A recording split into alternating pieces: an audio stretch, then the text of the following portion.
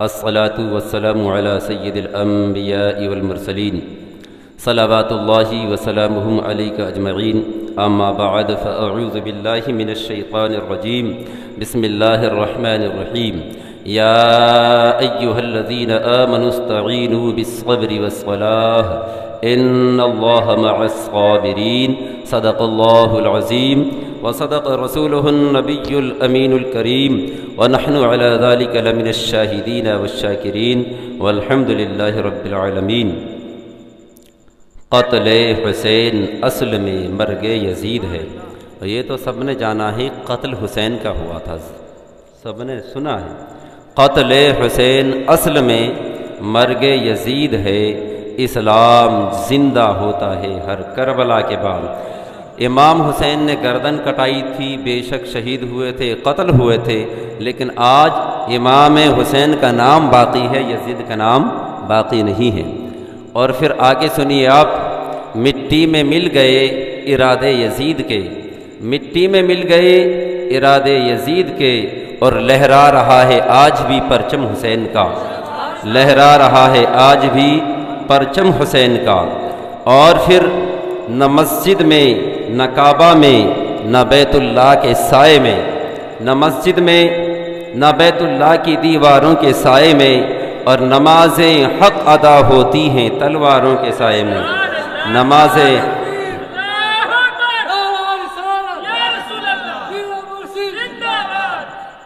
درود پاک بآواز بلند آپ پڑھیں، اللہم صلی علی محمد وعلی آل سیدنا محمد وبارک وسلم، صلو علیہ الصلاۃ والسلام علیک یا رسول اللہ وعلی آلک و اصحابک سیدی یا نور اللہ صلی اللہ علیہ وسلم۔ میری ماں بہنیں ہر اس میں پہنچ رہی ہیں، انہوں نے برابر ان محفلوں میں حصہ لیا ہے۔ میدان محشر میں اگر سنانے والے کو ثواب ملے گا تو سننے والوں کو بھی برابر ثواب ملے گا، کرانے والوں کو بھی ثواب ملے گا، تو ثواب میں کسی کو پیچھے نہیں چھوڑا جائے گا، سمجھیں؟ اور یہ ہم سے سب سے آگے رہیں گی۔ تو میں ایک ذکر کر رہا ہوں کہ اس ذکر کو حضرت مفتی اعظم مفتی مشرف احمد صاحب رحمۃ اللہ علیہ، جن کا اب عرس ہونے والا ہے 13 انگریزی 13 تاریخ چاند کی 14 محرم شریف کو، یہ ذکر فرمایا کرتے تھے۔ یہ تقریر بیان فرمائی تھی ہمارے پیر و مرشد نے، بڑے پیر صاحب نے بیان فرمایا تھا مسجد فتح پوری کے اندر کہ آپ کا نمبر حج کے لیے، جب آپ حج میں گئے حضرت مفتی مشرف صاحب رحمۃ اللہ علیہ، تو آپ جان گئے کہ میں محرم شریف میں یہاں ہندوستان میں نہیں رہوں گا، میں تو وہاں رہوں گا مکے میں یا مدینے میں۔ تو آپ نے اپنے مریدوں سے فرمایا، مطلب باڑہ ہندراؤ والوں سے فرمایا، دلی والوں سے، کہ جب محرم شریف کا چاند دیکھے تو تمہیں 1 تاریخ سے جو میں کرتا آ رہا ہوں اس محفل کو چھوڑنا نہیں ہے، سمجھے آپ، اس کو کرتے رہنا ہے۔ تو انہوں نے بحکم اور آئندہ سال والے دستور کے تعلق سے دیکھا، ہر طرح سے سمجھدار تھے وہ، انہوں نے ایک بہت اچھے عالم صاحب کا انتظام کیا کہ آپ شان اہل بیت بیان کر سکتے ہیں، بالکل بیان کر دوں گا۔ 10 دن تک اس نے بیان کیا، ٹھیک ہے، اب 10 دن تک بیان کیا، اور یہ تو ہندوستان کی بات ہے، بیان یہاں ہو رہا ہے، خبر مدینے میں چل رہی ہے، ٹھیک ہے۔ آپ فرماتے ہیں کہ نماسائے کونین حضرت امام حسین علیہ الصلاۃ والسلام تشریف لاتے ہیں، خواب کے اندر تشریف لاتے ہیں حضرت مفتی مشرف صاحب رحمۃ اللہ علیہ کو۔ آپ ارشاد فرماتے ہیں، اے مفتی صاحب، اے مشرف احمد، اس سال ہمارا ذکر کرنے سے پیچھے رہ گئے، اس سال تم نے ہمارا ذکر نہیں فرمایا، اور جب کہ وہ بھی دیکھ رہے ہیں کہ حج کرنا تو فرض ہے نا، وہ بھی دیکھ رہے ہیں، اور دیدار کہاں فرما رہے ہیں، وہاں فرما رہے ہیں، تو فرما رہے ہیں کہ اب کہ تم نے ہمارا ذکر نہیں کیا۔ تو بھائی کوئی فون تو نہیں تھے، فون تو ہمارے سامنے پیداواری ہوئی ہے اب ڈبے والے فون کی بھی، وہ فون تو تھے ہی نہیں، کوئی خط آتا تھا، جو بھی ہے کافی دن میں رابطہ ہوتا تھا۔ تو آپ کے دل میں یہ احساس رہا، آپ کو یہ دکھ بھی ستا رہا تھا، غصہ بھی آ رہا تھا، سمجھایا تھا، میں نے ان کو سمجھایا تھا، پھر انہوں نے یہ محفلیں کیوں نہ رچائی، ان محفلوں میں حصہ کیوں نہ لیا؟ 10 دن کی محفل جو یہاں ہو رہی ہے، بھائی میں اپنی طرف سے نہیں کر رہا، یہ تو بڑے پیر صاحب کا طریقہ ہے، یہ موجودہ حالات میں پیر ہیں ان کا طریقہ ہے، پھر بڑے پیر کا طریقہ ہے، حضرت مفتی مظہر اللہ شاہ صاحب محدث دہلوی رحمۃ اللہ علیہ کا بھی طریقہ تھا، اپنے مریدوں میں گھر گھروں میں یہ ذکر بیان کرتے تھے۔ بھائی میں نیا ذکر آپ کے لیے نہیں بتا رہا ہوں، یہ تو ہوتا آ رہا ہے، اگر ہم نے اس کو اپنایا نہیں تھا تو یہ ہماری بھول تھی یا چوک تھی، یہ کمی کس کی تھی؟ ہماری اپنی تھی۔ تو کیا فرمایا؟ ذکر نہیں ہوا۔ جب آپ حج کرنے کے بعد تشریف لائے، ہندوستان میں آئے، تمام کے تمام لوگ ملنے کے لیے آئے کہ پیر صاحب حج سے آئیں، پیر صاحب حج سے آئیں۔ جب ایک دم سارے ہجوم آ گئے تو الگ الگ کس سے پوچھتے؟ آپ نے ارشاد فرمایا، دیکھیے وہ نگاہ حسین وہاں خبر ہو رہی ہے، اور یہ نگاہ ولایت ہے کہ کہاں تک اس خبر کو پہنچا رہی ہے۔ نگاہ حسین کو دیکھا، اور آپ اپنے پیر و مرشد کے والد گرامی کی نگاہ کو آپ دیکھیے۔ آپ نے ارشاد فرمایا، کہاں ہیں حاجی سلیمان؟ ہم نے تم کو اس چیز پہ منتخب کیا تھا کہ ان محفلوں کو ہمارے بعد ضائع نہ کرنا، لیکن تم نے تو غیر حاضری کر دی۔ تو سب کے سبوں نے کہا کہ حضور برابر ہم نے انتظام کیا تھا اس کا، تو بتائیے اس کے گھر میں محفل ہوئی، اس کے گھر میں محفل ہوئی، جن کے گھروں میں محفلیں ہوئی تھی وہ بھی کھڑے ہو گئے کہ حضور ہمارے گھروں میں تو بیان ہوا تھا، وہ بھی کہہ رہے ہیں ہم نے بلایا تھا۔ آپ نے ارشاد فرمایا، حضرت امام حسین نے انہوں نے جو بیان کیے تھے محبت کے ساتھ بیان نہیں کیا، بلکہ ایک بد عقیدہ نے یہ بیان کر دیا جو وہابی تھا، چھپا ہوا دوغلا تھا، اس نے پورا 10 دن حضرت امام حسین کی سیرت کو پڑھا، لوگوں کو سنایا، تو حضرت امام حسین نے اس ذکر کو راندائے درگاہ کر دیا، قبول نہیں فرمایا۔ محفل ایک کی بھی مقبول نہیں ہوئی، ارشاد فرمایا ہم نے ان کا ذکر قبول ہی نہیں فرمایا۔ آپ نے ارشاد فرمایا تم نے کس کو بلایا تھا؟ تو آپ نے فرمایا تھا وہ بدعقیدہ تھا، وہ وہابی تھا، تم سے نذرانہ اور روپیہ لینے کے لیے 10 دن تک اس نے پورا وہی بیان کیا جس کو ہم بیان کر رہے ہیں، لیکن یہ بیان کیا ہے بصد خلوص، دل سے بیان ہو تو قبول کیا جاتا ہے۔ یہ راستہ، یہ واسطہ، یہ نسبت کس چیز کی ہے؟ دل کی۔ اگر دل حاضر نہ ہو تو کچھ بھی نہیں ہے۔ تو معلوم یہ چل رہا ہے حضرت امام اس ذکر کو سنتے ہیں، اور حضرت امام حسین اس ذکر کو سننے کے بعد اس کی جزا بھی اور اس کے بدلے میں ہمیں جنت بھی عطا فرمائیں گے۔ تو میں نے آپ کے سامنے کل حضرت امام مسلم کے بچوں کی شہادت بیان کی تھی، ہے نا؟ تو اب بتائیے کہ اب ایک شہادت تو حضرت مشکور جو دروغۂ جیل، جو دروغۂ جیل ہیں، انہوں نے تو ان کو آزاد کیا تھا، اس کو بھی ابن زیاد نے شہید کر ڈالا، قتل کر ڈالا، اور اس کو بلایا دروغہ کو کہ ہم نے خبر سنی ہے کہ تم نے امام مسلم کے بچوں کو رہا کر دیا ہے۔ تو مشکور نام کے دروغہ نے کہا کہ جی ہاں ہم نے اس کو آزاد کر دیا۔ کیوں آزاد کر دیا؟ ہماری بغیر اجازت کیسے کر دیا؟ تو اس نے جواب دیا کہ جن کے صدقے میں اللہ تبارک و تعالی ساری کائنات کو آزاد فرمائے گا قیامت کے دن، جن کے نانا کے صدقے میں اللہ تعالی پورے انسانیت کو آزاد فرمائے گا قیامت کے دن، اور انہی کی اولاد کو ہم قید کریں، یہ میرے بس کی بات نہیں ہے۔ میرے جو ذمے ادب باقی تھا میں نے ان کو آزاد کر دیا اللہ کے لیے اور اس کی رضا کے لیے۔ اور کہا اے ابن زیاد، میدان محشر میں کل قیامت کے دن محمد مصطفیٰ علیہ تحیت والثناء نے اگر سوال کر دیا، ارشاد فرما دیا اے مشکور تم تو دروغہ تھے، تمہاری تو چل سکتی تھی، تم تو بچوں کو رہا کر سکتے تھے، تم تو آزاد کر سکتے تھے، لیکن میدان محشر میں مجھ سے کوئی جواب نہ بن پڑے گا، تو اس لیے میں نے رسول خدا کی ناراضگی کو دیکھتے ہوئے ان بچوں کو آزاد کر دیا۔ اتنے کہنے میں ابن زیاد آگ بگولا ہو جاتا ہے، غصے ہو جاتا ہے، میری بھی مرضی کے کیا تجھے میرا بھی خوف نہیں تھا؟ کیا تجھے میرا بھی ڈر نہیں تھا؟ تو مشکور نے کہا جس کو اللہ کا ڈر ہو، جس کو اللہ کا خوف ہو، اس کو دنیا کی شان کا ڈر نہیں ہے، دنیا کا خوف نہیں ہے، دنیا کی تلوار کا ڈر نہیں ہے، دنیا کے ابن زیاد کا ڈر نہیں ہے، ڈر ہے تو مجھے صرف اللہ اور اس کے رسول کا ڈر ہے، وہ میں نے پورا کر دیا۔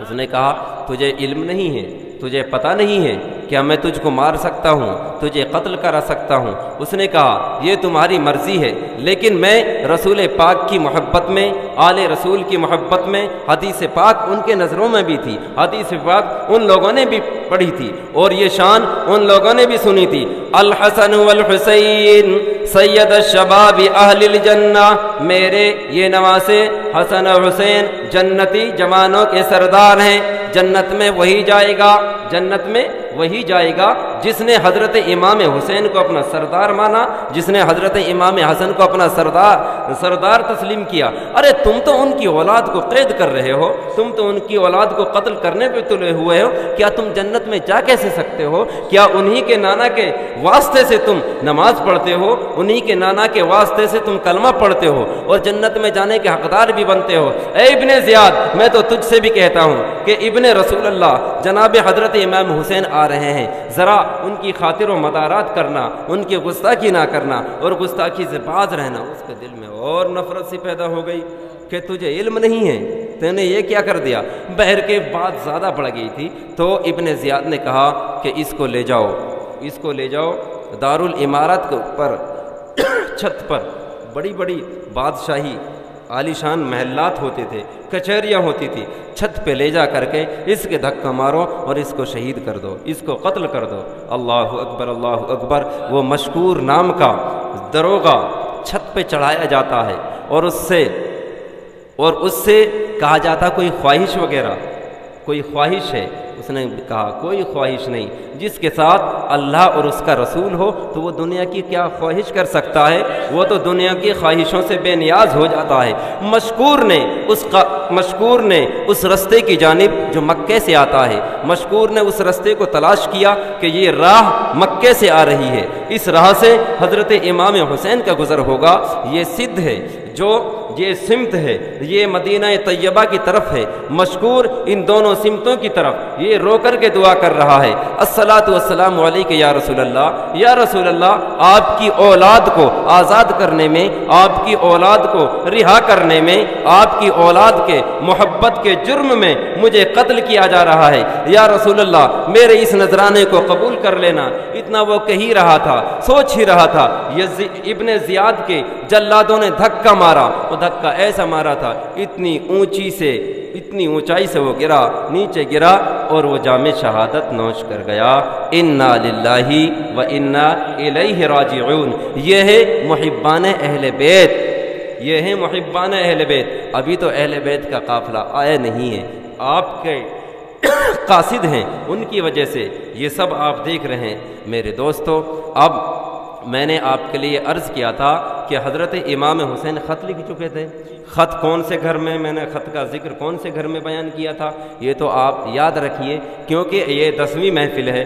تو حضرت امام حسین نے خط لکھا کہ اے امام، حضرت امام مسلم نے خط لکھا، یا ابن رسول اللہ، اے ہمارے سرتاج، آپ بلا خوف خطر کوفہ کے لیے تشریف لے آئیں اور بہت اچھا ماحول ہے۔ تو یہ خط پہنچتا ہے مکہ کے اندر۔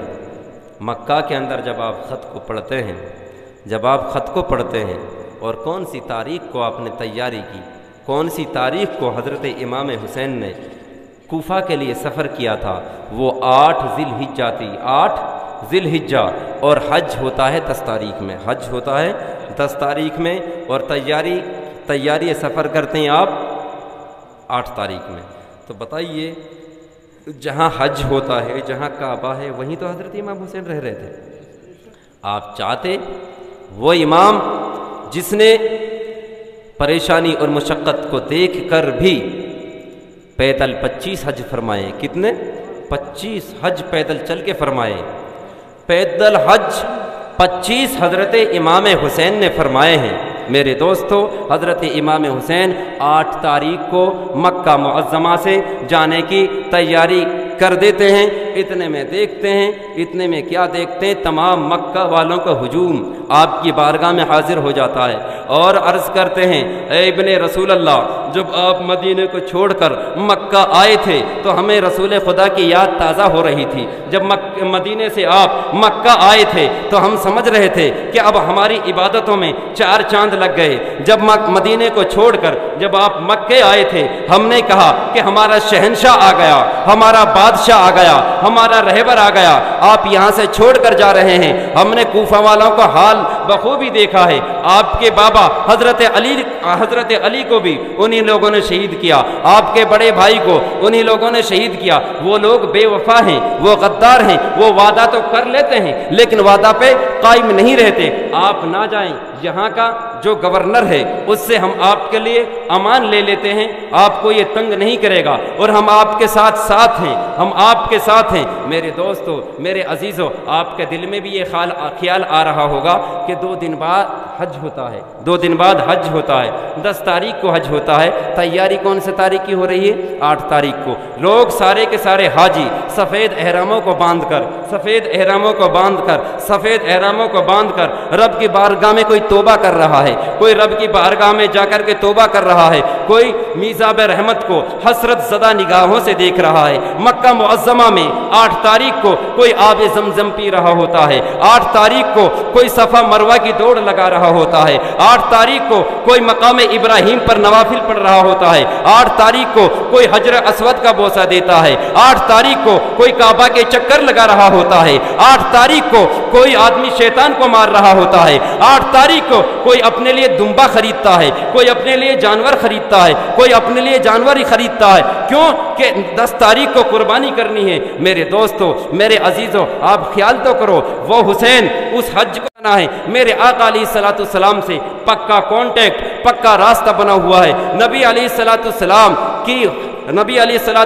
کا حکم، نبی علیہ السلام کی آوازیں حضرت امام حسین کے کانوں میں رس گھول رہی ہیں۔ اے بیٹا حسین، یہ تو نفلی حج ہے، فرض تو حج زندگی میں ایک دفعہ ہوتا ہے، یہ تو نفلی حج ہے، لیکن بیٹا حسین، تجھے تو میدان کربلا میں جا کر کے نفلی حج نہیں کرنا ہے بلکہ حج اکبری ادا کرنا ہے، تمہیں تو حج اکبری کرنا ہے، بلکہ کعبہ کی حرمت کو تم دیکھ رہے ہو، بلکہ کعبہ کی حرمت، کعبہ کی عزت تو تمہیں کو بڑھانی ہے۔ میرا بیٹا حسین، آج یہ 10 تاریخ جو آنے والی ہے، اس میں میری امت کے لوگ کوئی بکرا ذبح کرتا ہے، کوئی دمبا ذبح کرے گا، کوئی جانور ذبح کرے گا، لیکن میرا بیٹا حسین، تجھے تو میدان کربلا میں اسی 10 تاریخ کو جا کر کے اپنے جوان کو قربان کرنا ہے، اپنے بچے کو قربان کرنا ہے، اور پھر اپنے آپ کو قربان کرنا ہے، اور میری بچیوں کے ہاتھوں میں زنجیریں دیکھنی ہے۔ میرا بیٹا حسین، چلو نفلی حج کو چھوڑ کر حج اکبری کی طرف ارادہ کر دو۔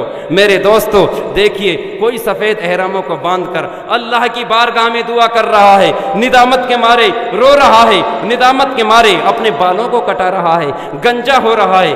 یہ ایک فقط وہ مقام ہے جہاں عورت اور مرد خلط ملط رہتے ہیں، نہ عورت کا حساب ہوتا ہے نہ مرد کا حساب ہوتا ہے، کسی کی آنکھوں میں وہ کجی نہیں آ سکتی، کسی کے دل میں وہ فریب نہیں آ سکتا کہ کسی عورت سے مرد کا کوئی بدن ٹچ ہو جائے یا غلط کاریاں ذہن میں آ جائیں۔ اللہ اکبر، وہاں تو جا کر کے پہلے ہی لوگ اپنے گناہوں کی معافی مانگ رہے ہیں، وہاں تو لوگ پہلے ہی جا کر کے بغیر سزا دیے اللہ کی بارگاہ میں جا کر کے بغیر سزا دیے خود بے خود اپنے بالوں کو اتروا رہے ہیں، گنجا ہو رہے ہیں۔ مولا، میں اپنے سر کو گنجا کر رہا ہوں، مولا میں اپنے بالوں کو کاٹ رہا ہوں، میں نادم ہوں، میں مجرم ہوں، میں گنہگار ہوں، میں نے بہت عیب کر رکھے ہیں، مولا تو عیبوں کو معاف کرنے والا ہے، مولا میرے گناہوں کو معاف فرما دے۔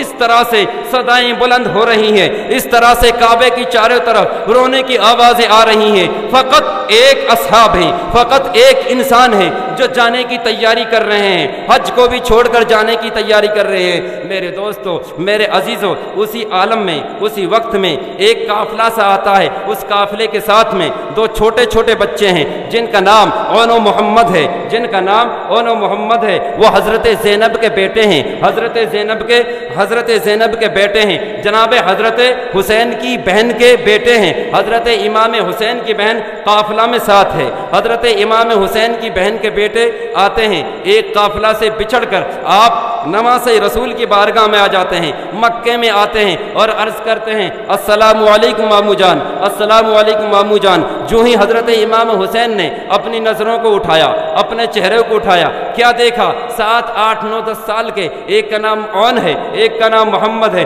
दोनों भाई आ रहे हैं और दोनों भाइयों ने अपने मामा के हाथ छूमे, दोनों भाइयों ने अपने मामू जान के हाथों को बोसा दिया और अर्ज़ किया, ए मामू जान, मेरे अब्बा ने आपसे सलाम कहा है और ये ख़त आपके नाम भेजा है। ख़त से पहले हज़रत इमाम हुसैन इरशाद फरमाते हैं, ए औनो मोहम्मद, ज़रा ये तो बताओ वहाँ पर मेरी बेटी सुगरा का क्या हाल है? उसकी सेहत ठीक हो चुकी है या उसका क्या हाल है? क्या वो आज भी बीमार है? क्या हमें याद तो नहीं करती है? क्या वो हमें ताना तो नहीं देती है? क्या वो हमें लड़ती तो नहीं है? दोनों बच्चे औनो मोहम्मद अर्ज़ करते हैं, ए मामू जान, अब वो सेहत है, सेहत से है और अब वो बीमार नहीं है, सेहतमंद हो चुकी है। अलबत्ता इतना ज़रूर कहती है कि अली अकबर से जाकर के कहना, मेरे बड़े भाई से जाकर के कहना, ए अली अकबर, जब तुम मदीना से चले थे अपनी बीमार बहन से वादा करके आए थे कि जब तू सेहतियाब हो जाएगी तो अली अकबर तुम्हें लेने आ जाएंगे, लेकिन आज वो वादा कहाँ गया? अली अकबर को लेने के लिए, सुगरा को लेने के लिए, अली अकबर तुम कहाँ हो? तुम अपनी बहन को लेने के लिए क्यों नहीं आते हो? अल्लाहु अकबर, अल्लाहु अकबर। हजरत इमाम हुसैन के दिल में, इमाम हुसैन के सीने में जो खबरें थी, मालूम ये चल रहा था, हजरत इमाम हुसैन के सीने में छुरियां चल रही थी, हजरत इमाम हुसैन के दिल फट रहे थे। अल्लाहु अकबर, अल्लाहु अकबर। वो बच्चे फिर अर्ज करते हैं और अर्ज करते हैं, ए मामू जान, सुगरा ने ये भी कहा है, मैं तो अपने बाप की कुछ लगती ही नहीं हूँ, वो मुझसे प्यार नहीं फरमाते हैं, बल्कि वो मेरी बहन सकीना से ही प्यार फरमाते हैं, उनको ही मोहब्बत में रखते हैं, क्योंकि मुझको बीमार को भी छोड़ के चले गए। और उनसे कहना, मेरे बाबा से कहना, सुगरा तो तुम्हारी कुछ लगती ही नहीं है, मेरी तरफ का भी प्यार सकीना से ही कर लेना। अल्लाहु अकबर, अल्लाहु अकबर। इस बात को सुन के हजरत इमाम हुसैन की आंखों में अश्क छा जाते हैं, आंखों में आंसू आ जाते हैं। और फिर कहा, ए सकीना, वो बच्चे सकीना की तरफ जाते हैं। हजरत सकीना कौन है? हजरत इमाम हुसैन की बेटी।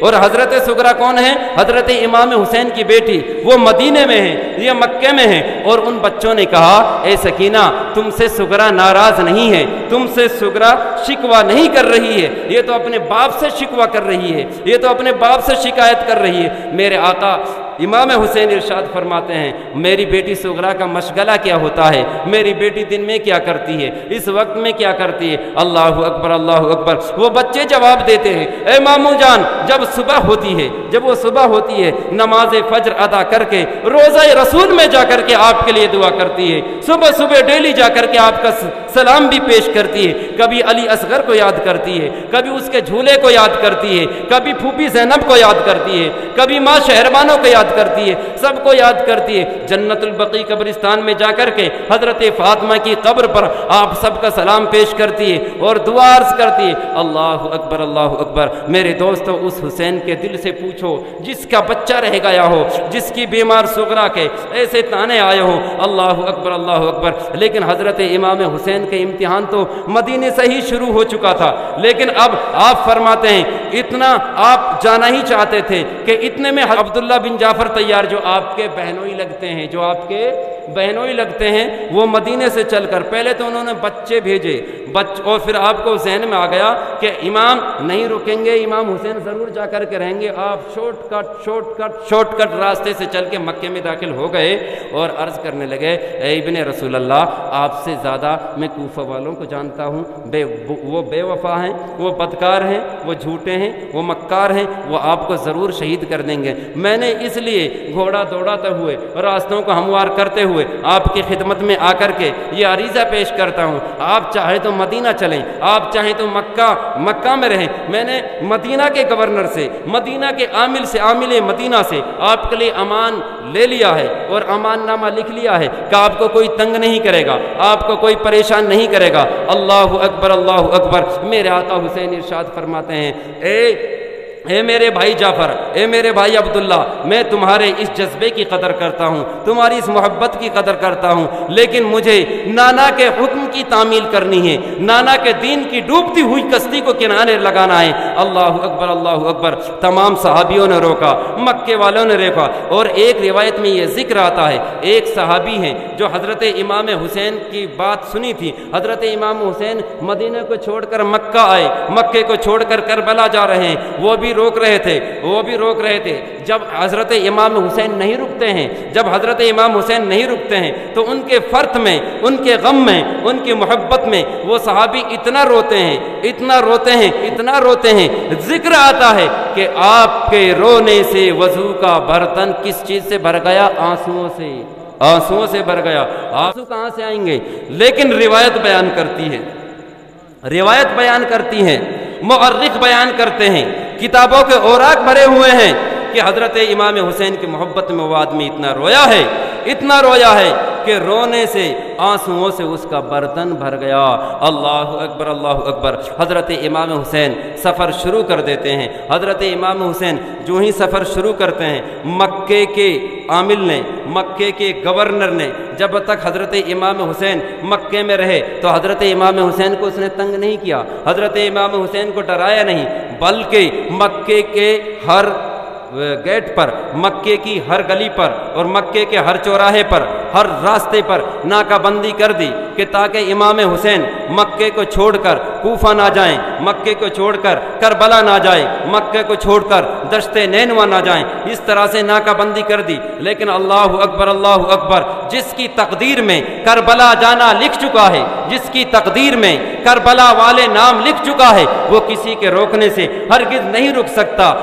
اور مکے کی طرف سے مکے والوں کی جو فوج تھی، عامل مکہ کی جو فوج تھی، حضرت امام حسین کے لیے انہوں نے غلط الفاظ استعمال کیے، بدتمیزی کرنا شروع کر دی اور تلواریں اٹھائی۔ جنگ کی نوبت آ گئی۔ حضرت آقا حسین نے اپنی تلواروں کو میان سے اٹھایا، تمام لوگوں نے تلواروں کو میان سے اٹھایا۔ میرے دوستو، جس کے لیے لکھ دیا کہ یہ کربلا جا کر کے رہے گا تو وہاں تو جانا ہی تھا۔ جو اللہ کے رسول نے فرما دیا وہ بات تو حق ہو کے رہے گی، وہ بات بدل کیسے سکتی ہے؟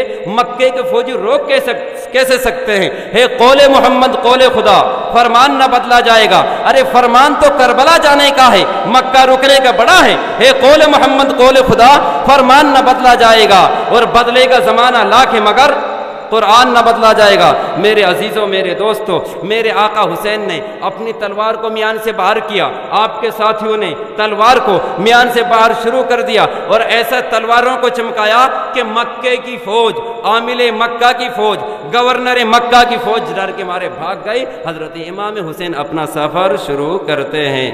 آپ نے سفر درود شریف پڑھے، اللہم صلی علی محمد وعلی آل سیدنا محمد وبارک وسلم، صلو علیہ الصلوۃ والسلام علیک یا رسول اللہ یا حبیب اللہ۔ اب آپ سفر کرتے ہیں، اب چلتے ہیں، آپ کو راستے میں ایک شاعر ملتا ہے، شاعر جو شعر کہتے ہیں، ہے نا، مکے کا مشہور معروف وہ شاعر تھا۔ آپ ایسے نہ سمجھیے گانے والے شعر ہے، ایسے نہیں، یہ تو ان پڑھ ہیں، ان کی شاعری پورے عرب میں، عراق میں مشہور تھی۔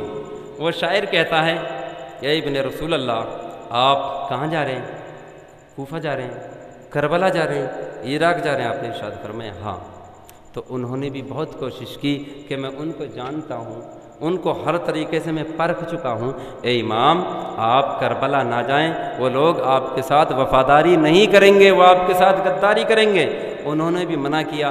آپ نے ارشاد فرمایا کہ میں تمہارے جذبے کی قدر کرتا ہوں، تمہاری محبت کی قدر کرتا ہوں۔ میرے دوستو، پھر آپ نے سفر آگے کو چلنا شروع کر دیا۔ راستے میں آپ چل رہے ہیں، راستے میں ایک قافلہ اور آتا ہے جس کے ہمراہ اور جس کے سربراہ جو قافلہ حج کر کے آ رہا ہوتا ہے، وہ قافلہ مکے سے آ رہا ہے، اس میں حضرت ظہیر نام کے ایک شخص ہیں، حضرت ظہیر بن قین بجلی نام لکھا ہوا۔ کیا نام؟ بجلی، ظہیر بن قین بجلی لکھا ہوا ہے۔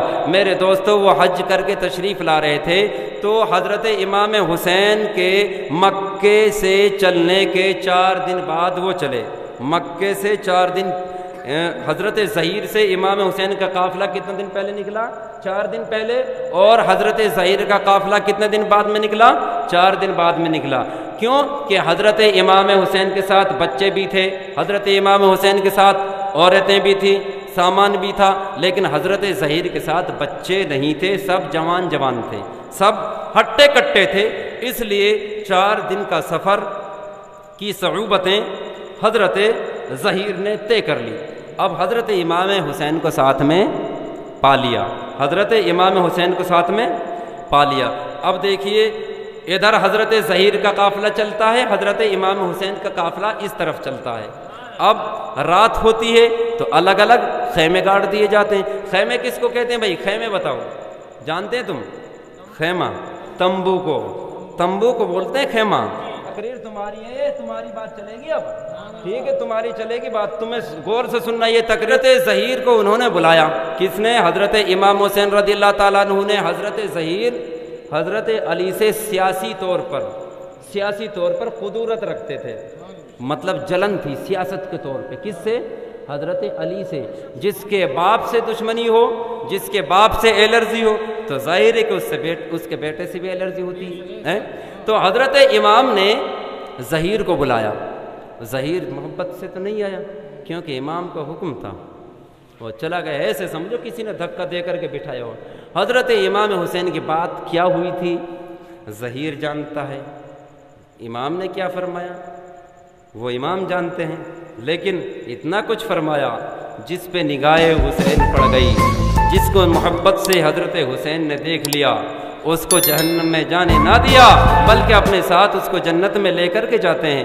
اللہ اکبر. حضرت ظہیر حضرت امام حسین کی ملاقات کے بعد اپنے قافلے میں واپس آتے ہیں اور سب قافلہ والوں سے فرما دیتے ہیں، اے قافلہ والو تمہاری مرضی ہے، جہاں چاہو وہاں جا سکتے ہو، جہاں ٹھہرنا چاہو وہاں ٹھہر سکتے ہو، اور میں تو حضرت امام حسین کے ساتھ رہوں گا، میں تو حضرت امام حسین کے ساتھ رہوں گا.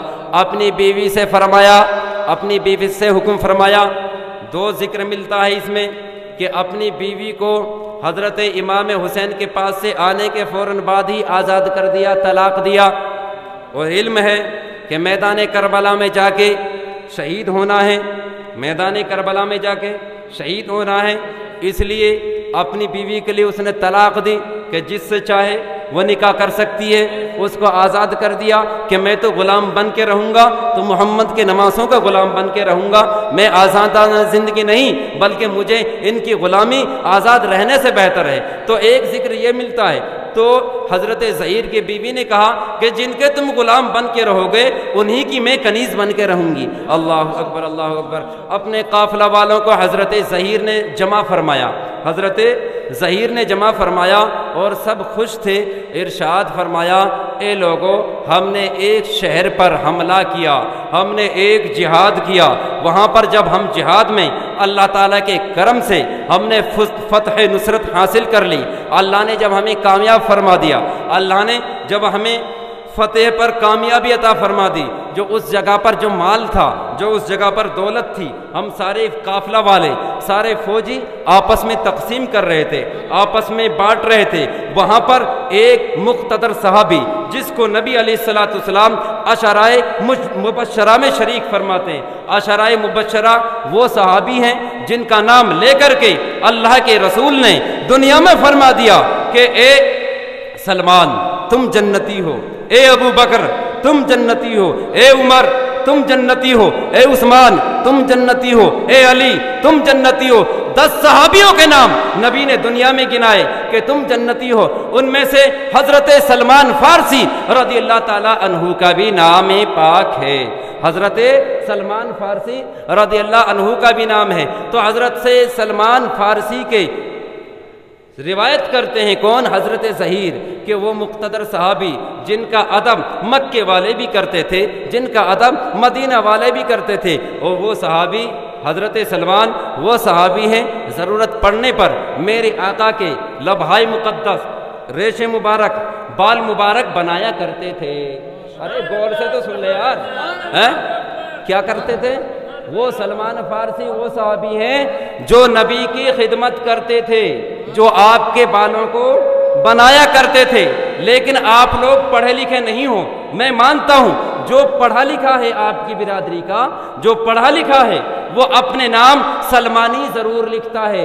जो पढ़ा लिखा आलिम है, या तो आज लोग अपनी बिरादरियों को छुपाते हैं, लेकिन जो सच्चा इल्म वाला होता है वो अपने साथ सलमानी ज़रूर लिखेगा। समझो जो सलमानी लिख रहा है वो ये नहीं लिख रहा कि मैं बाल बनाता हूँ। सलमानी हज़रत सलमान फारसी की निस्बत से लिख रहा है कि मैं उसकी औलाद से हूँ, उससे निस्बत रखता हूँ। मालूम ये चला कि आप नबी के बहुत मुक़द्दस साहबी हैं। उन्होंने इरशाद फरमाया, ए लोगों, जिस तरह तुम आज खुश हो रहे हो, जिस तरह तुम आज माल बांटते हुए खुश हो रहे हो, अगर मेरे आका अलैहिस्सलाम के एक इरशाद मेरे याद आ रहा है कि जब तुम्हें कभी मेरा बेटा हुसैन, जब कभी हज़रत हुसैन, कौन फरमा रहे हैं? हज़रत सलमान फारसी, और उनसे फरमा रहे हैं, अपने ताल्लुक़ से रिवायत बयान करते हैं। इरशाद फरमाते हैं कि ए लोगों, जिस तरह तुम्हें खुशी आज माल बांटने में आ रही है, आज दौलत के तकसीम करने में आ रही है, अगर तुम्हें फी सबीलिल्लाह, अल्लाह के नाम पर हज़रत इमाम हुसैन जिहाद को जाते हुए मिले और अल्लाह की रज़ा के लिए जिहाद करने के लिए जाएं, हज़रत इमाम हुसैन अल्लाह के नाम पर लड़ने के लिए जाए और उसमें कोई लालच भी ना हो, तो इरशाद फरमाया तुम्हें इससे भी ज़्यादा खुशी होनी चाहिए, इस माल से भी ज़्यादा खुशी तुम्हें हज़रत इमाम हुसैन के साथ रहने की होनी चाहिए। ए लोगों, ए दोस्तों, आज वो दिन आ चुका है। हज़रत सलमान की बात मेरे जहन में आ चुकी है। हज़रत इमाम हुसैन करबला जा रहे हैं, इराक जा रहे हैं और फी सबीलिल्लाह अल्लाह के नाम पर ये जिहाद करेंगे। मैंने तो वो हदीस हज़रत सलमान फारसी से सुनी थी, मैंने अमल कर लिया और उस माल से भी ज़्यादा खुशी मुझे इमाम के साथ रहने में है। अब मैं हमेशा हज़रत इमाम हुसैन के साथ जीऊँगा, हज़रत इमाम हुसैन के साथ में, हज़रत इमाम हुसैन के साथ में प्यासा रहूँगा, हज़रत इमाम हुसैन के साथ में शहादत पाऊँगा और हज़रत इमाम हुसैन के साथ में जन्नत में जाऊँगा। और ऐसा ही हुआ। हज़रत इमाम हुसैन रज़ियल्लाहु ताला अन्हु सफ़र फरमाते हैं, आगे चलते हैं, आगे चलते चलते क्या देखा जाता है? एक आदमी कहता कि हुजूर, क्या उधर से ये कोई पहाड़ी टीला है या कोई दरख्तों का टीला है? ये तो साये से लगते हैं। और उस दौरान में जब कोई पेड़ की खबर मिल जाती है ना, कहीं कोई पेड़ है, शाखदार पेड़ है, फलदार दरख्त है, लोग बहुत खुश होते थे कि इसके नीचे आराम किया जाएगा, इसके नीचे आराम किया जाएगा। नहीं मेरे दोस्तों, इमाम हुसैन खामोश है। इतने में तीसरा झपक के बोल जाता है, ए इमाम, ये कोई पेड़ नहीं है, ये कोई पहाड़ी टीला नहीं है, ये कोई रेत का टीला नहीं है, बल्कि ये तो फौजियों का दस्ता है, ये तो फौजी चले आ रहे हैं। मेरे आका हुसैन, अल्लाहु अकबर, मेरे आका हुसैन रज़ियल्लाहु ताला अन्हु आगे चलते हैं। इतने में एक काफिला और आता है, जिनमें कुल में कितना आदमी? 4 आदमी। कितना आदमी है? 4 आदमी है। वो अर्ज करते हैं, ए इब्ने रसूल अल्लाह, जो ये काफिला आ रहा है, ये जो काफिला आ रहा है, ये जो फौजी आ रहे हैं, ये सिपाही आ रहे हैं, आपको गिरफ्तार करने के लिए आ रहे हैं, आपको पकड़ने के लिए आ रहे हैं, आपको कत्ल करने के लिए आ रहे हैं। इससे बेहतर है थोड़ा इधर चलकर कोहे हशम, मतलब एक पहाड़ी है, वहाँ पर एक चश्मा भी है, वहाँ पर एक तालाब भी है, वहाँ पर एक पानी का जोहड़ भी है, वहाँ आप जाकर के चलें। पहाड़ पर पुश्त पर चढ़ भी सकते हैं और वहाँ पानी पर आपका कब्जा हो जाएगा। और अगर ये लड़ना चाहेंगे, अगर ये लड़ाई करेंगे तो इन पे आप फतह भी हासिल कर लेंगे। तो हज़रत इमाम हुसैन ने वो मौका जल्द पा कर के उस पर कब्जा कर लिया और पानी पर भी आपका कब्जा, पानी पर भी हज़रत इमाम हुसैन का कब्जा, हज़रत इमाम हुसैन का कब्जा। अब कोई कुछ नहीं कर सकता, अब लड़ाई नहीं हो सकती, अब कुछ नहीं हो सकता। अल्लाहु अकबर, अल्लाहु अकबर। मेरे दोस्तों, अब जो फौज लेकर के आया उसका नाम है हुर बिन यजीद रियाही, हज़रत हुर। अभी वो हज़रत नहीं बने हैं, हुर हैं। क्या हैं? हुर। वो आए। इसका मतलब भी आपको बता दिया जाए कि हुर का मतलब होता क्या है। हुर का आज़ाद होने का है, जो दुनिया में भी आज़ाद हो जाए और आखिरत में भी आज़ाद हो जाए, उसका मतलब है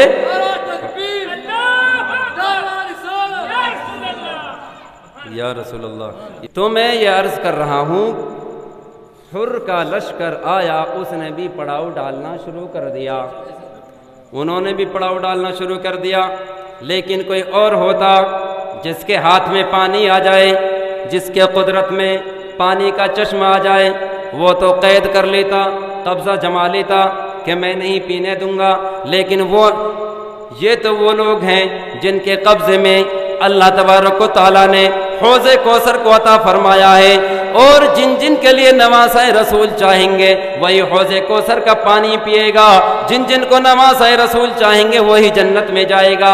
نواسۂ رسول پانی پر قبضہ کرنے والے نہیں ہیں، بلکہ نواسۂ رسول تو قبضے دار ہیں، پلانے والے ہیں، یہ تو پلانے والے ہیں۔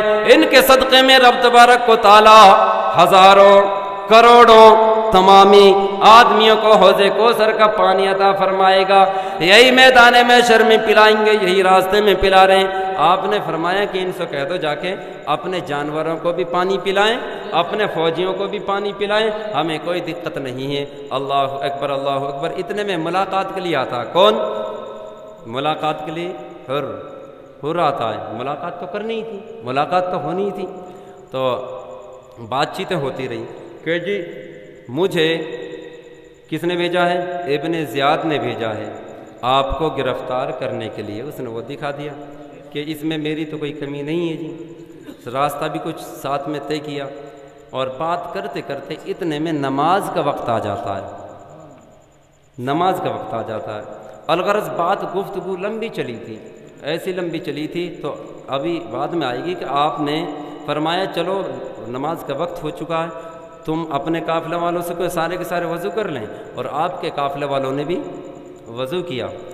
میرے آقا حسین نے ارشاد فرمایا اے حر یہ بتاؤ ہمارے پیچھے نماز پڑھتے ہو یا اپنی جماعت کے امام خود بنو گے؟ بھائی تم خود نماز پڑھاؤ گے یا ہمارے پیچھے پڑھو گے؟ حر نے کہا اے امام میری مجال کیسے ہو سکتی ہے جب آپ امامت کریں، اس سے الگ حر دوسری امامت کرے۔ ارے اگر آپ نہ ہوتے تو امامتیں جنم ہی نہ لیتی، میں تو آپ کے پیچھے پڑوں گا، میری فوج بھی کس کے پیچھے پڑے گی؟ آپ کے پیچھے پڑے گی۔ اللہ اکبر اللہ اکبر۔ میرے آقا حسین نے نیت باندھی، اللہ اکبر۔ نماز پڑھنے کے بعد پھر حمد و ثنا بیان کی، اے خطبہ بیان فرمایا اور ارشاد فرمایا اے لوگوں کیا تم مجھے نہیں پہچانتے ہو؟ کیا میں تمہارے نبی کا نواسہ نہیں ہوں؟ کیا ہمارے گھر میں اللہ تعالیٰ نے ہمارے تعلق سے قرآن پاک میں آیت کو نازل نہیں فرمایا ہے؟ کیا رب تبارک و تعالیٰ کے پیارے محبوب نے مجھے کندھوں پہ نہ بٹھایا ہے؟ کیا بڑا نہ کہا ہے؟ کیا تمہارے نبی نے مجھے اپنا بیٹا نہ فرمایا ہے؟ کیا تمہارے نبی نے مجھے اپنا خون قرار نہ دیا ہے؟ سب نے کہا کہ ہاں بات تو یہی ہے جی، بات تو یہی ہے۔ آپ نے ارشاد فرمایا اگر میں سچ کہوں تو سچ کہہ دینا، اور اگر میں غلط کہوں تو غلط کہہ دینا۔ یہ فیصلہ، یہ مرضی تمہاری باتوں پر منحصر ہے، یہ بات تمہارے اوپر ہی لازم ہے، جیسا چاہو ایسے کہہ دینا۔ میرا آقا حسین رضی اللہ تعالیٰ عنہ نے ارشاد فرمایا اے کوفہ والو حسین خود نہیں آیا بلکہ بلایا آیا ہے۔ اتنے خط لکھے، تمہاری فوج کے اندر کتنے ایسے آدمی ہیں جنہوں نے مجھے خط لکھا تھا، کتنے ایسے آدمی ہیں جنہوں نے مجھے چٹھیاں لکھی تھی۔ حضرت امام حسین رضی اللہ تعالیٰ عنہ نے ارشاد فرمایا اے میرے غلاموں ذرا وہ خرجی لے کر کے آؤ جس میں خط رکھے ہوئے۔ خرجی کا لفظ استعمال کیا کتاب میں، خرجی۔ تو خرجی میں کتنے خط آئیں گے بھیا؟ خرجی میں تو بہت آتے ہیں، خرجی میں تو 10-20 کلو سامان آج بھی آ جاتا ہے خرجی میں، اور وہ تو خرجیاں بہت بڑی تھی۔ تو حضرت امام حسین نے ساری خرجی کو ان کے سامنے الٹ دیا اور ارشاد فرمایا فلاں بن فلاں، فلاں بن فلاں، یہ اس کا خط ہے، یہ اس کی تحریر ہے۔ جتنے آدمی اس فوج کے ساتھ میں موجود تھے سب کے سبوں نے گردن کو جھکا لیا، سب کے سبوں نے گردن کو جھکا لیا اور نادم و شرمندہ ہو گئے۔ حضرت حر کہتے ہیں کہ امام اس چیز کا مجھ سے کوئی تعلق نہیں ہے، میں نے آپ کو کوئی خط نہیں لکھا، اور آپ نے کوئی خط لکھا بھی نہیں، ان لوگوں نے لکھا ہے۔ یہ جانیں لیکن میں ملازم ہوں حکومت کا اور مجھے حکومت کا حکم ماننا پڑ رہا ہے۔ تو آپ نے ارشاد فرمایا اے حر اخیر تم چاہتے کیا ہو؟ جیسے چپٹک رہا نا، ہڑکے ہڑکے کچھ زبردستی بھی نہیں کر رہا لیکن چپٹا رہتا ہے، جہاں حسین کا قافلہ جاتا وہاں یہ بھی لے جاتا ہے، جہاں یہ جاتا وہ بھی چلا جاتا، کچھ کہتا بھی نہیں ہے۔ آپ نے ارشاد فرمایا تم چاہتے کیا ہو؟ حر نے کہا کہ میں آپ کو اپنے قبضے میں رکھ کر گرفتار کرنا چاہتا ہوں اور ابن زیاد تک لے جانا چاہتا ہوں۔ میرے آقا حسین رضی اللہ تعالیٰ عنہ نے ارشاد فرمایا اللہ کی قسم، اللہ کی قسم میں تیرے گرفتاری میں ہو کر کے ابن زیاد کے پاس نہیں جا سکتا، میں نہیں جاؤں گا۔ قسم کس نے کھائی پہلے؟ حضرت امام حسین نے۔ اور خاندان نبوت قسم کھائے، خاندان نبوت قسم فرمائے تو اللہ تعالیٰ اس قسم کو قبول فرماتا ہے۔ اتنے میں حر نے بھی قسم کھا لی اللہ کی قسم میں آپ کو ہرگز نہیں چھوڑوں گا۔ دونوں طرف سے آپ نے فرمایا اللہ کی قسم میں گرفتار نہیں ہوں گا، تو انہوں نے کہا کہ اللہ کی قسم میں آپ کو جانے نہیں دوں گا، میں آپ کے ساتھ رہوں گا یا آپ کو اپنے ساتھ رکھوں گا۔ دیکھیے اللہ تعالیٰ نے حضرت امام حسین کی قسم کو پورا فرمایا، گرفتار نہیں کیا، ٹھیک ہے۔ اور حر کی قسم کو رب نے اس طریقے سے پورا فرمایا کہ آزاد مطلب قید نہیں کیا۔ اخیر وقت میں مطلب جب چل رہے تھے، جب تک کربلا کا میدان نہیں آیا، جب تک کربلا کا میدان نہیں آیا تھا تو حسین سے، حضرت حسین سے حر کے دل میں ایک نفرت سی تھی، نفرت تھی، پکڑنے کی بات تھی، گرفتار کرنے کی بات تھی۔ جب کربلا کے میدان میں آ جاتے ہیں حسین، جب کربلا میں جلوہ فرما ہوتے ہیں حسین، جب کربلا میں تقریر فرماتے ہیں حسین، اب یہ جو ساتھ تھا یہ نفرت کا ساتھ تھا، جب کربلا میں پہنچتے ہیں اسی حر سے محبت کا ساتھ ہو جاتا ہے۔ وہی حر امام حسین کے قدموں میں جان بھی قربان کرتا ہے۔ اللہ نے حر کی قسم کو اس طرح سے پورا فرما دیا اور امام حسین کی قسم کو اس طرح پورا فرمایا، کسی نے آپ کو قید نہیں کیا۔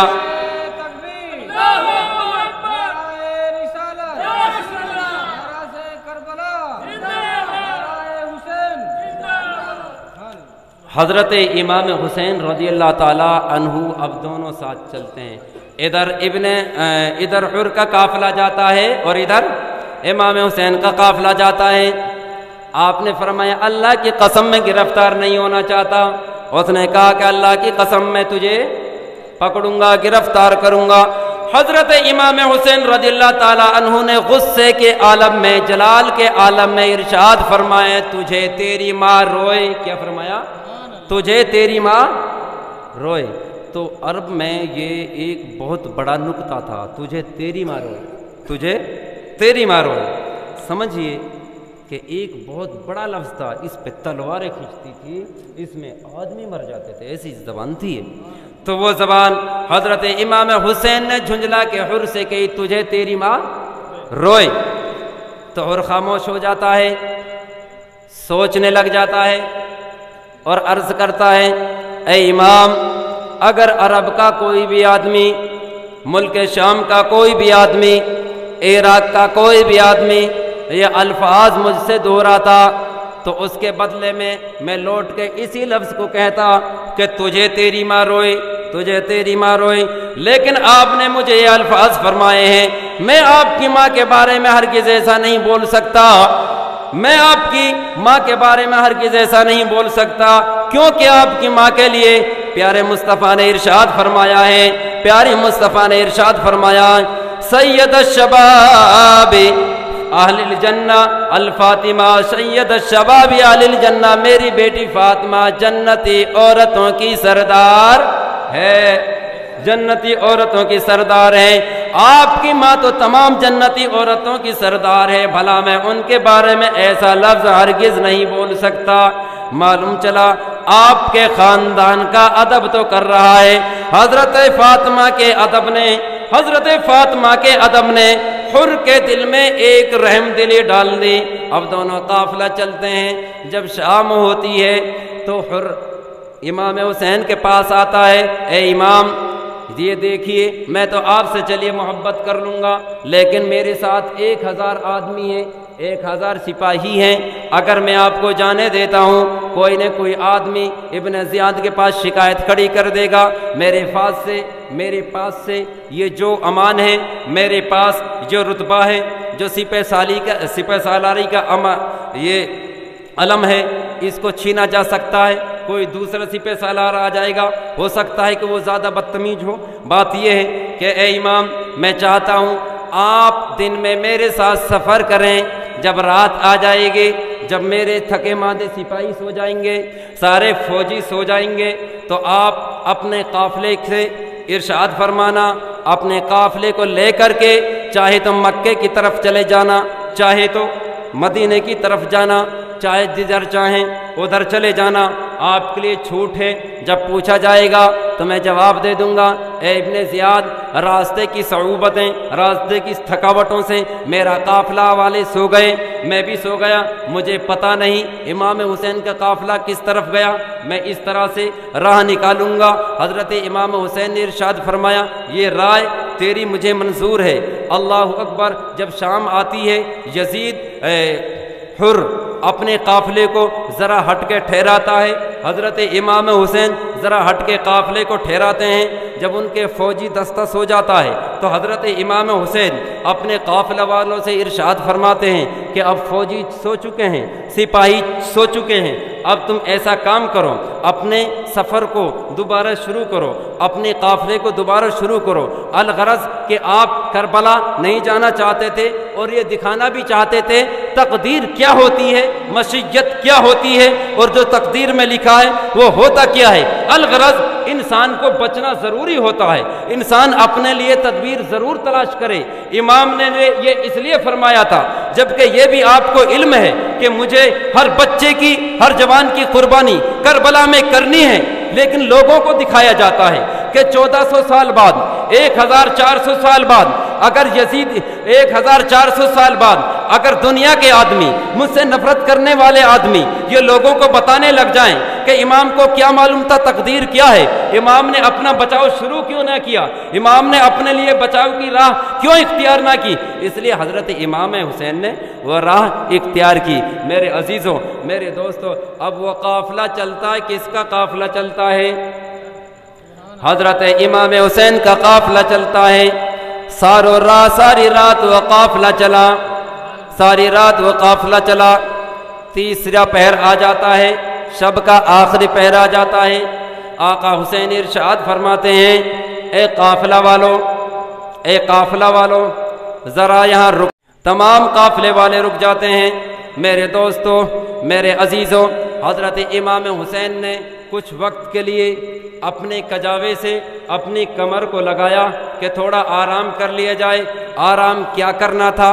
ایک بہانہ تھا حضرت امام حسین کو اور ایک دوسرے اصحاب کو بھی یہ خواب دکھائی پڑتا ہے۔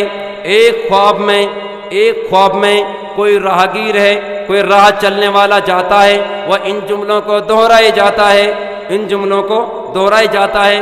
قرآن پاک میں رب نے ارشاد فرمایا ہے، وَمِنْهُمْ مَنْ قَضَىٰ وَمِنْهُمْ مَنْ يَنْتَظِرُ وَمَا بَدَّلُوا تَبْدِيلًا۔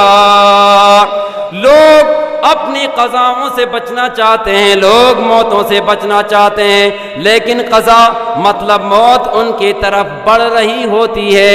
اور اس مسافر نے کہا کہ لوگ دور جانا چاہتے ہیں لیکن قضا ان کی طرف 10 قدم آگے بڑھتی ہے، لوگ 1 قدم دور جانا چاہتے ہیں، یعنی موت ان کی طرف 10 قدم آگے بڑھتی ہے۔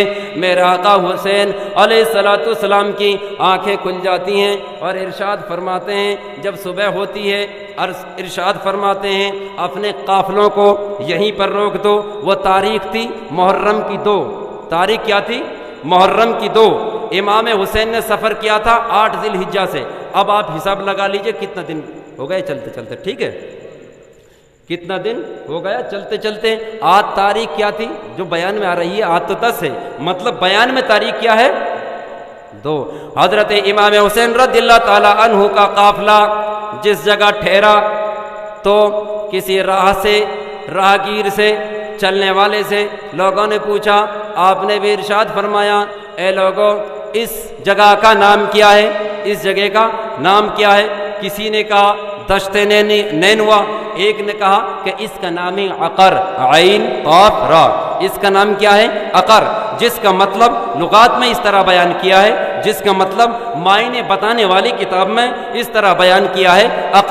عقر کا مطلب ہوتا ہے بانجھ ہو جانا، عقل کا مطلب ہوتا ہے اوت ہو جانا، عقر کا مطلب ہوتا ہے بے نتیجہ ہو جانا، عقر کا مطلب ہوتا ہے محنت کا پھل نہ ملنا، عقر کا مطلب ہوتا ہے بے سود ہو جانا، عقر کا مطلب ہوتا ہے بے فائدہ ہو جانا۔ حضرت امام حسین نے جب یہ سنا کہ اس کا نام عقر ہے، اللہ کی بارگاہ میں عرض کرتے ہیں پروردگار عالم اے وحدہ لا شریک، عقر سے میں تیری پناہ چاہتا ہوں۔ کچھ دور اور چلتے ہیں، کچھ وقت بعد میں کچھ اور چلے، خیموں کو ادھر چاہتے ہیں، لیکن اللہ کی تقدیر دیکھیے، اللہ کی منظوری دیکھیے۔ پھر آپ نے پھر کسی دوسرے سے پوچھا کہ اس کا نام کیا ہے؟ اس نے بتایا کہ اس کا نام ارض ماریہ ہے۔ کیا ہے؟ اس کا نام ارض ماریہ ہے۔ میرے آقا حسین ارشاد فرماتے ہیں شاید اس جگہ کا کوئی دوسرا نام ہوگا، یہ جگہ دیکھی دکھائی لگتی ہے، کیونکہ میرے آقا صلی اللہ علیہ وسلم نے مدینہ میں جب روضہ رسول کی حاضری کے لیے گئے تھے، میں نے یہ بیان میں آپ کو کہیں سنا دیا ہے، تو ارشاد فرمایا کہ اے بیٹا حسین یہ دیکھ لو، یہ چہرہ دیکھ لو کس کا، جس جگہ پر حضرت امام حسین کو شہید ہونا۔ میرے آقا ارشاد فرماتے ہیں اس جگہ کو میں نے دیکھا ہوا ہے، ذرا اس کا نام دوسرا بھی کوئی ہوگا۔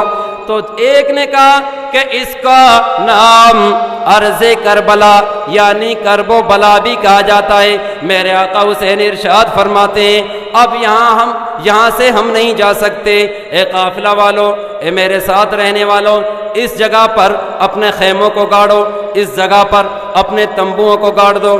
اللہ اکبر، اللہ اکبر۔ تاریخوں میں یہ ذکر آتا ہے جہاں پر حضرت امام حسین کے ساتھی خیمے کی لکڑیاں گاڑتے، جہاں پر خیمے کی لکڑیاں گاڑتے، جہاں پر خیمے کے ڈنڈے گاڑتے، جہاں پر بانس گاڑتے، تو جس جگہ لکڑیاں گاڑی جاتی وہاں سے تر و تازہ خون نکلتا تھا، تر و تازہ خون نکلتا تھا۔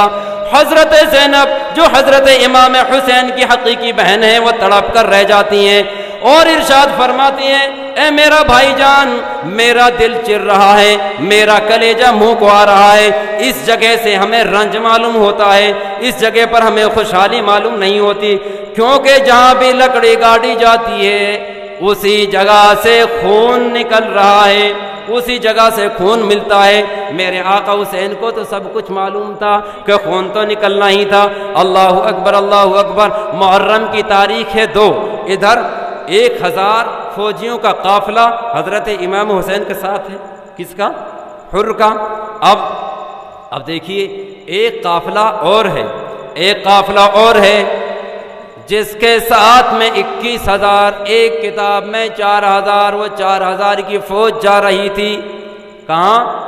ملک ایران۔ کہاں؟ ملک ایران جا رہی تھی، کسی کفار سے جنگ لڑنے کے لیے، کسی کفار سے جنگ لڑنے کے لیے، ایمان اور کفر سے ٹکرانے کے لیے وہ فوج جا رہی تھی۔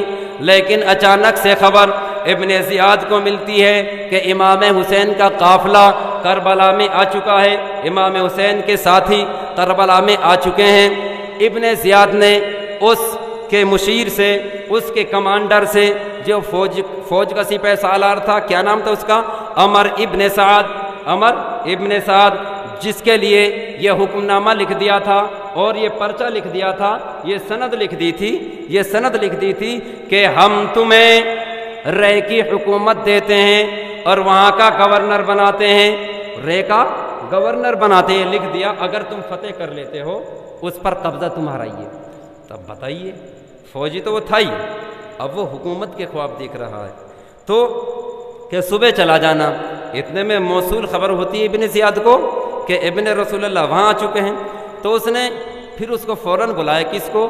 عمر ابن سعد کو۔ اے عمر ابن سعد، ذرا تو ویلم رے، یعنی کہ ایران بعد میں جانا، پہلے ذرا ایک چھوٹی سی جنگ ہے کربلا میں، اور امام حسین ہیں، حسین ابن علی، یا تو یزید سے بیعت کریں وہ، اور یا جنگ کے لیے تیار ہیں، اس کا سر کاٹ کے مجھے دے جانا اور تم چلے جانا۔ اتنا کہنا تھا۔ یہ کون ہے؟ عمر ابن سعد ہے کون؟ عمر ابن سعد بھی ایک صحابی رسول کی اولاد ہے، جس صحابی کا نام ہے حضرت سعد بن وقاص، حضرت سعد بن وقاص رضی اللہ تعالیٰ عنہ، جن کا مزار، حضرت سعد صحابی رسول ہے جن کا مزار نہ مکہ میں ہے، نہ مدینہ میں ہے، نہ انڈیا میں ہے، اس کا مزار ہے چین میں۔ کہاں؟ اس کا مزار ہے چین میں۔ آپ یوٹیوب پہ سرچ کر کے دیکھیے، وہاں پر حضرت سعد بن ابی وقاص رضی اللہ تعالیٰ عنہ کا مزار ہے، جو آپ کے قریب میں، آپ کے قرب میں جو نلکا ہے، تو اس میں تاثیر بتائی گئی ہے کہ کیا کرامات اللہ نے حضرت سعد کے قدموں میں پانی میں عطا فرمائی ہے۔ یہ وہ صحابی ہیں، حضرت سعد وہ صحابی ہیں، حضرت سعد وہ صحابی ہیں۔ میرے آقا علیہ الصلوۃ والسلام نے کسی صحابی سے نہیں فرمایا، صرف حضرت سعد سے فرمایا، اے سعد تجھ پر میرے ماں باپ قربان۔ تمام صحابی نبی سے کہتے تھے یا رسول اللہ آپ کے قدموں میں میرے ماں باپ قربان، لیکن نبی حضرت سعد سے فرماتے ہیں اے سعد تجھ پر میرے ماں باپ قربان۔ اس سے پتہ چل گیا ہوگا حضرت سعد کیسے مقتدر صحابی ہیں، کیسے باوقار صحابی ہیں۔ جب جنگ احد ہوتی ہے تو کفار کے مقابلے میں سب سے پہلا تیر چلایا ہے تو حضرت سعد نے چلایا ہے، اور یہ منادی کر دے کہ اے لوگوں گواہ ہو جاؤ میدان محشر میں اور محبوب کی نوعیت میں، کفار پر جو سب سے پہلا تیر چلایا تھا وہ سعد نے، حضرت سعد بن وقاص نے چلایا ہے، حضرت سعد نے چلایا ہے۔ میرے دوستو آپ کو یہ بھی بتاتا چلوں، جب جنگ احد ہو رہی تھی حضرت سعد نے تیر چلائے، کمان ہاتھ میں ہے، میرے آقا کے ہاتھ میں تیر ہوتے، کمان حضرت سعد کے ہاتھ میں ہوتی۔ جب تیر چلائے جاتے میرے آقا ان تیروں کو پکڑاتے، حضرت سعد سے فرماتے اے سعد چلاؤ تجھ پر میرے ماں باپ قربان، اے سعد۔ نبی پاک تیر پکڑاتے، حضرت سعد ان کو اپنی کمان میں ڈال کر چلاتے۔ میرے دوستو یہ بتاؤ، جو تیر نبی نے دیے ہو، جو تیر نبی عطا فرمائے، وہ کیسے خطا کھا سکتے تھے؟ جس پہ نشانہ حضرت سعد کا ہوتا وہی مارا جاتا، جس پہ آپ نشانہ لگاتے وہی مارا جاتا۔ جو تیر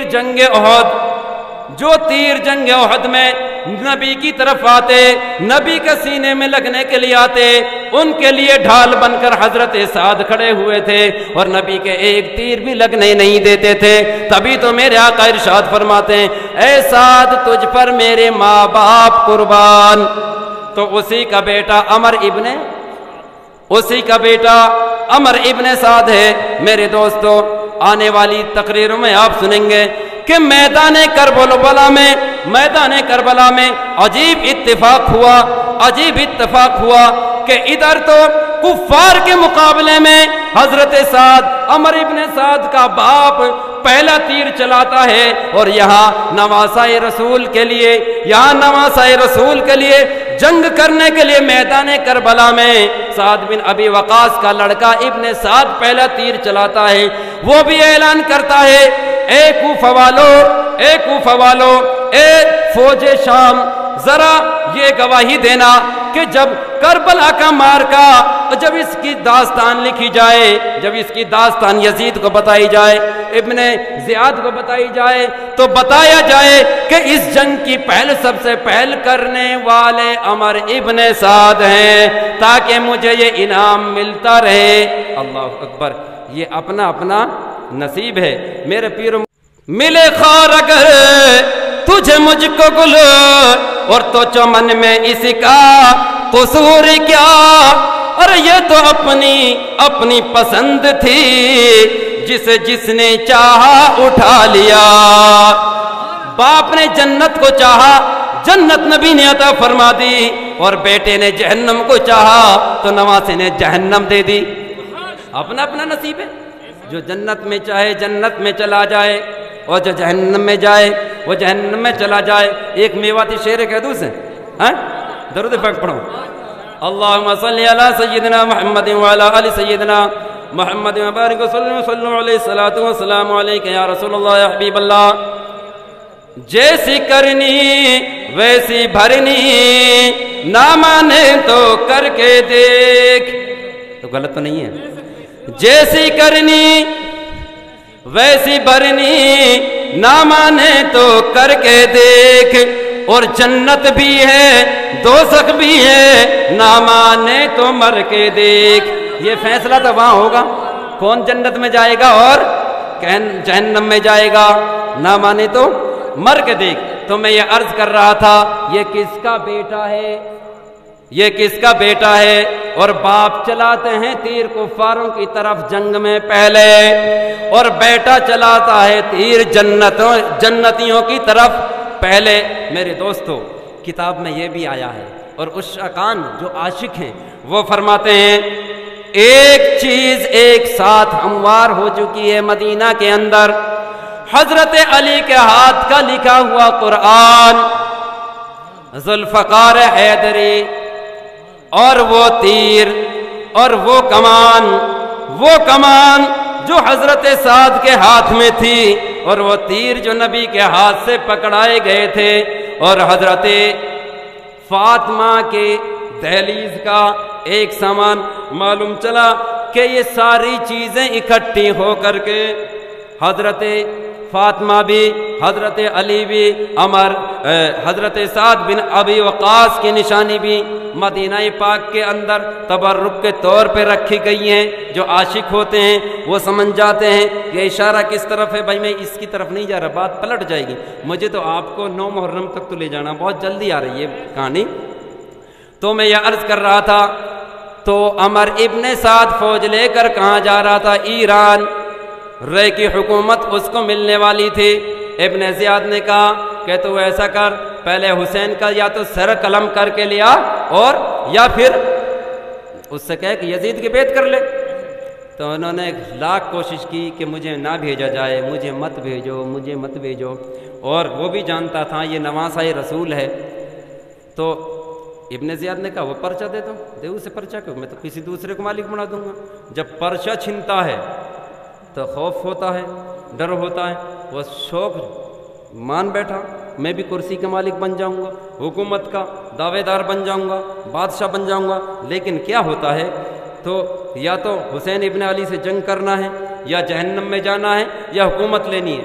तो उसने कहा कि मुझे 1 रात की तो मोहलत दो, मुझे 1 रात की आप मोहलत दे दें, ताकि मैं कुछ फैसला कर सकूं, सुकून से सोच तो सकूं।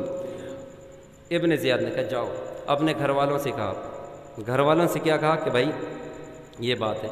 बेटा ने कहा हरगिज़ ऐसा नहीं कर सकते। बीवी ने कहा हरगिज़ ऐसा नहीं कर सकते। सब ने मना कर दिया। और उसके बेटे ने तो यहाँ तक कहा है, उसके बेटे ने तो यहाँ तक कहा है, ए अब्बू जान, अगर इमाम हुसैन के सर कत्ल करने के बदले में, ये तो एक रे की हुकूमत है, ये तो एक ईरान की हुकूमत है, अगर इमाम हुसैन के सर कलम हजरत इमाम हुसैन के नबी के नवासाए कत्ल करने के बदले में अगर तुझे पूरी दुनिया की बादशाहत थमाई जाए तो तू हरगिज़ कबूल ना करना। तो सब मना कर रहे हैं, लेकिन क्या शैतानी फितरत है, शैतानी जन्म ले रही है। बात तो ये होना थी कि कांटा, फूल, खुशबू, बदबू, काला, गोरा, जन्नत, जहन्नम, ये सारी चीज़ तो एक की जिद है, होना यही था। अल्लाहु अकबर, अल्लाहु अकबर। सुबह उठता है और फैसला ले लेता है। इब्ने ज़ियाद के पास चला जाता है और कहता है, ए इब्ने ज़ियाद, या तो हुसैन ताबेदारी करे, ये यानी बैत करे यजीद की, या उससे हम जंग लड़ेंगे, मैं इसको चाहता हूँ। तो उसने कहा जा और भी फौज ले जा। क्या? और भी फौज ले जा, और भी फौज ले जा। 21,000 फौज को लेकर मैदान करबला में कौन आया? कौन आया? अमर इब्ने साद। अमर इब्ने साद 21,000 फौज को लेकर आया और 1,000 फौजी आपके साथ काफी दूर से चल रहे थे। कितने आदमी हो गए? कितने आदमी हो गए? 22,000। और आदमी इधर लड़ने वाले फौजी कितने हैं? और आपके घर के अफराद कितने हैं? तो टोटल चलता है 72 को नक़ूश कर दिया है। 72 को किस लिए नक्श किया है? 72 से क्या मुराद है? 72 को क्यों बांधा है? 72 को बारहा बताया है। क्या है 72 में? क्या है 72? अब पढ़िए 72 को देखें। हजरत अली का नाम भी 72 में है। हजरत अली का नाम भी 72 में। जब शेर यज़दा शेर मरिदा क़ुव्वते परवरदिगार, हजरत अली को यज़दा कहा जाता है। आपका नाम यज़दा भी है और उसके अदद बनते हैं 72। उसके अदद बनते हैं 72। तो तलवार भी 72, सब चीज 72 चली आती है। नाना ने हुसैन के लिए सजदे में तस्बीह कितनी बार पढ़ी? 72 है। और आदमी कितने हैं? 72। हजरत इमाम हुसैन के सीने में जख्म कितने आए? 73। कितने थे? 73। मतलब 72 आदमियों के और 73वां जख्म हजरत अली असगर के नाम का। क्योंकि 72 तो जानिसार थे और 73वां एक बच्चा था। हर एक का जख्म हजरत इमाम हुसैन ने अपने सीने में लिया। मेरे दोस्तों, अमर इब्ने साद फौज को लेकर के आ जाता है और इमाम हुसैन से गुफ्तगू करता। 3 दिन बातें चलती, 3 दिन बातें चलती। ए इमाम हुसैन, आप मान जाइए, आप मान जाइए, ऐसा कर लीजिए, आप बैत कबूल कर ले ने, मरने से भी बच जाएगा, ये हो जाएगा, ये हो जाएगा, वो हो जाएगा। वो तो चाह रहा था जंग ना हो, ऐसी बात बन जाए। उसका दिल यहाँ नहीं था, उसका दिल करबला में थोड़ी था, उसका दिल तो वहाँ था ईरान में जाकर के, हैं कि मैं जल्दी वहाँ पहुँचूँ और वहाँ की गद्दी हासिल करूँ। इस जंग को तो बहुत जल्दी ख़त्म करना चाहता था। लेकिन ये जंग है, ये जंग ऐसी जंग है जिसका जिक्र फरिश्ते भी करते हैं। मैदान बदर होती है, मैदान बदर होती है तो लड़ने वाले साहबियों की तादाद कितनी है? 300। लड़ने वाले साहबियों की तादाद होती है 313 और उनके मुकाबले में लड़ने वालों की तादाद कितनी होती है? 1000। यहाँ 313 जिनके साथ नबी भी हैं, जो सहाबी भी हैं, उनके पास कुछ तलवारें भी हैं, लेकिन उनकी तादाद 313। उनके मुकाबले में लड़ने वालों की तादाद कितनी है? 1000। अब आप कैलकुलेटर लगा के हिसाब लगाइए कि 313 पर 1000 को तकसीम कर दिए जाए तो कितने बनते हैं? आप हिसाब लगाते रहिएगा। लेकिन ये बदर की जंग नहीं है, ये ओहद की जंग नहीं है, ये जंग सिफ़ीन नहीं है, ये जंग अहज़ाब नहीं है, ये जंग खंदक नहीं है, बल्कि ये जंग करबला है। यहाँ सैकड़े भी पूरे नहीं होते, वहाँ तो 313 थे, यहाँ तो 72 हैं। वो 72 के मुकाबले में 22,000, 72 के मुकाबले में 22,000। समझिए, इतना समझिए कि एक आदमी के बदले में कम अज कम 300 आदमी आते हैं। कितने? एक आदमी कितनों से जंग लड़ेगा? 300 से। अल्लाह अकबर। अब देखिए ऐसी जमातों के बारे में रब ने इरशाद फरमाया, कम मिन फिअतिन कलीलतिन गलबत फिअतन कसीरतन बिइज़्निल्लाह वल्लाहु मअस साबिरीन। ऐसा भी होता है छोटी छोटी जमात बड़ी बड़ी कलील जमातों पर गालिब आ जाती हैं अल्लाह के हुक्म से, अल्लाह के हुक्म से। तो इससे छोटी जमात और इससे बड़ी जमात मुकाबले में तारीख़ इस्लाम पेश नहीं कर सकते। मुअर्रिख तारीख लिखने वाला हैरान है, تاریخ لکھنے والا پریشان ہے اس جنگ کو کون سا نام دیا جائے، اس جنگ کو ایک طرف لکھا جائے یا اس جنگ کو کیا نام دیا جائے، وہ لکھنے پر مجبور ہے۔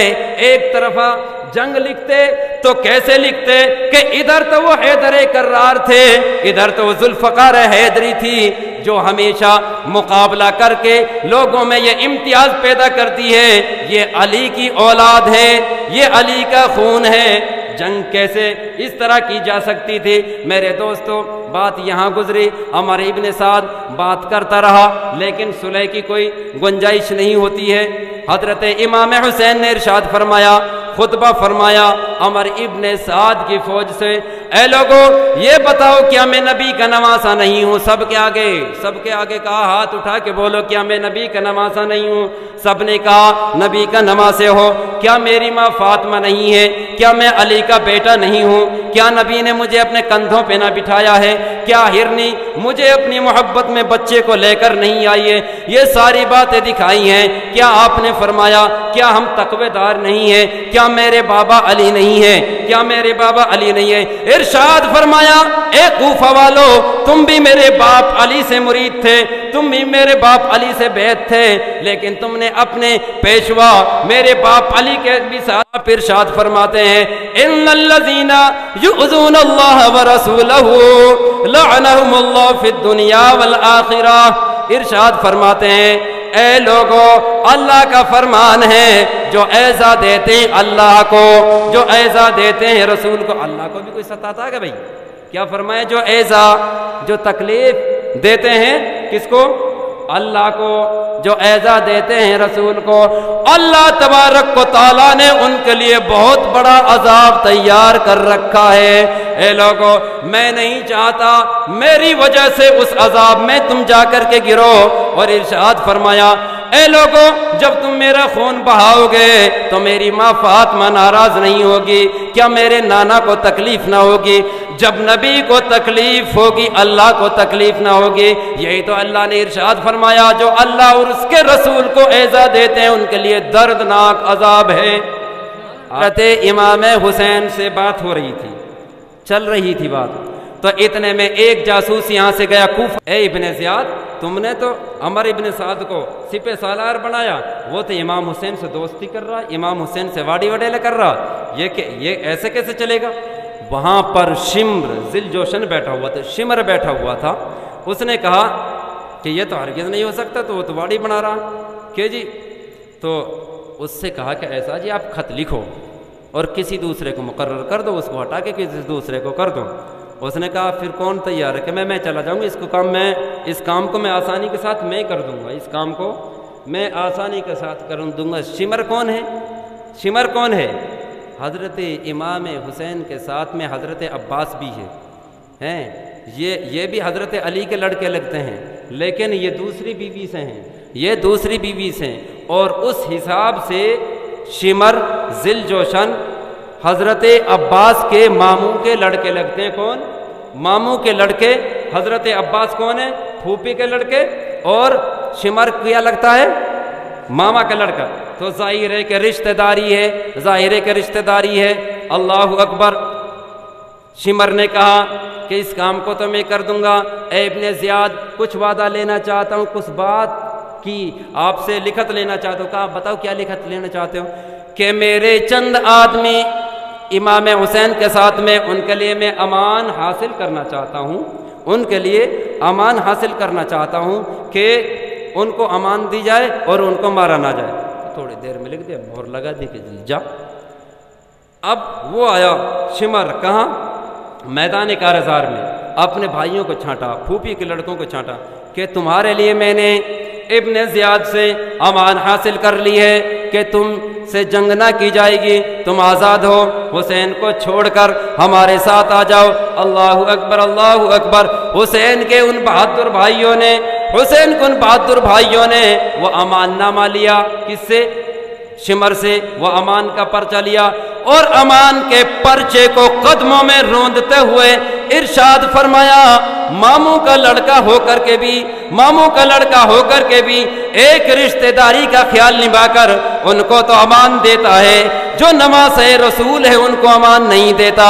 हमें अपना भाई समझकर, हमें अपना भाई समझकर, अपना रिश्तेदार समझकर अमान तो देता है, जो नबी के लाडले हैं उनको कत्ल करना चाहता है। सबने कहा हम हजारहा दर्जा हजरत इमाम हुसैन की मोहब्बत में रहकर शहीद हो सकते हैं, मर सकते हैं, कट सकते हैं, लेकिन इब्ने ज़ियाद की अमान से बेहतर, इब्ने ज़ियाद की अमान से बेहतर हमें इमाम हुसैन की गुलामी बेहतर है। झड़कार दिया, हम नहीं जाना चाहते, भागो यहाँ से। मेरे दोस्तों, अब ये देखो रिश्तेदारी की मोहब्बत में कितने हमारे भाइयों ने अपने मसलक को ख़राब कर दिया।